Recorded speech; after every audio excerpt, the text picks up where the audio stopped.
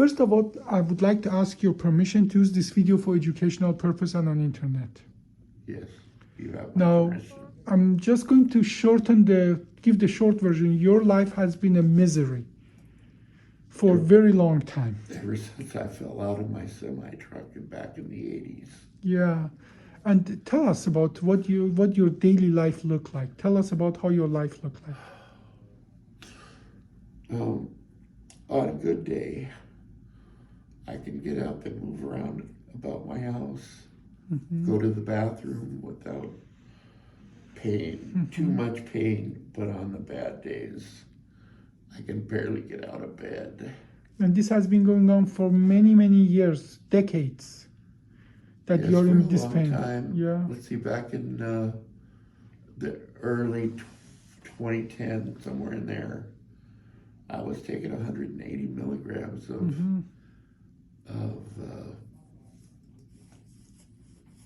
methadone a day to cope with the pain. But of course,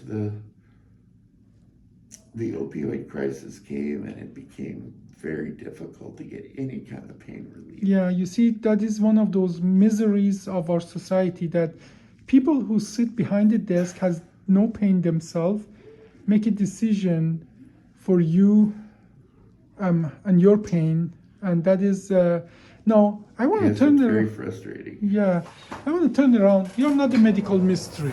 Here, look at that. The bottom disc is gone. Its bone is on bone. Literally, bone is grinding the bone. This is a painful process. I don't believe anybody would doubt your pain is genuine and real, but And see, you haven't been I able to don't get the help. understand. Even my general practitioner, he knows that I understand that there's a risk with opioids, but even to get some kind of pain coverage for 1 day a week, so that I could get out and about and not be in misery the whole time. Yeah. I ride the bus to go babysit my grandkids, or I go to doctor's appointments. And because there's just nothing. Yeah. Now, you told me, shared a very emotional story about a few weeks ago that you had to check yourself into a hospital. Tell me, can you share that with me one more time? It was only a couple of months ago, and I was in such pain that I figured, I was trying to figure out ways out of my pain that included suicide.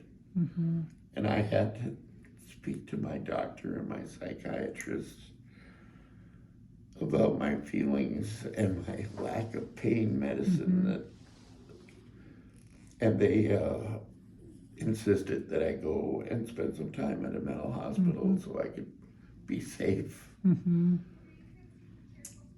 The only problem is, since I've come out, they appointed me and a lot of people to ask a lot of questions.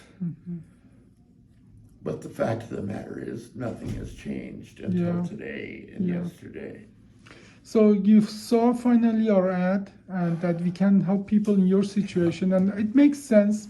Lots of our colleagues, they literally they're scared of doing open old-fashioned surgery for people in your situation, because the risk versus benefit is truly dangerous. That's a dangerous procedure, but we can do that. We are going to take care of you. But I think this is a good video or testimonials for people to understand, yes, opioid can kill people, and so can pain. I don't see the difference between dying of opioids and being out of pain. But I Or get shooting myself in the head. What's the difference? Yeah. Now, hopefully we can. Hopefully, sense, Actually, it made a lot of sense. It made a lot of sense that, but people shooting themselves in the head, it doesn't make statistic on the book of the person who make a decision for opioid. Right. His book will look clean. That's why I went to this hospital. Yeah. I thought maybe somebody would see that I'm really in pain. Yeah. And you are. We are looking inside of you. So, and on the other side, I think it's important as well for my colleagues to see what the consequence of not helping you, people in your situation is. That is not a trivial thing. That sometimes we make it easy on ourselves to say, I cannot do surgery. Go lose 200 pounds and come back. And you said you lost pay. Tell me about that story. You lost some weight. I had advice very similar to that back in 1997, shortly after my father died. And I took it. I found out I was diabetic, and I was 482 pounds that day.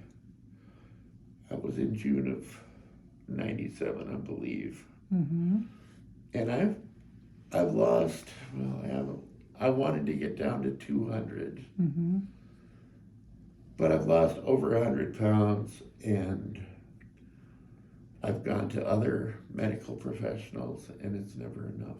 Yeah.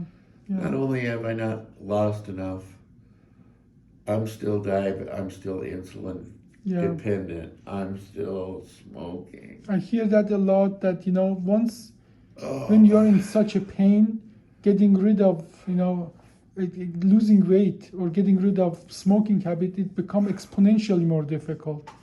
They're difficult already if you're not in pain, but if you're in pain and you cannot even walk, I hear that a lot. People telling me, how am I supposed to lose weight if I cannot walk? I live it's like a half basement apartment, and I'm 7 steps down. And then there's 3 steps back, or 7 steps up to get out, and then 3 steps to get down. But I look at it, and on the days when I'm in pain, I can't even lift my walker up those 7 steps to get outside. Yeah. I feel like a prisoner in my own apartment. Yes, you are actually.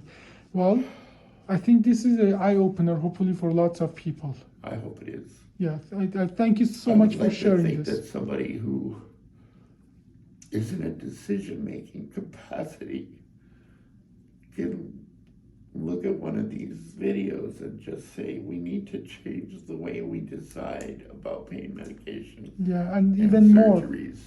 What they do, they scare the doctors. I hear lots of my colleagues, even though they know there's a problem with the patient, they scare of prescribing pain medication because the regulator are putting so much pressure on us. I'm sure. And I'm going to forward this actually to some regulators, this video. They need to hear that from people. Thank you so much for sharing that. Thank you.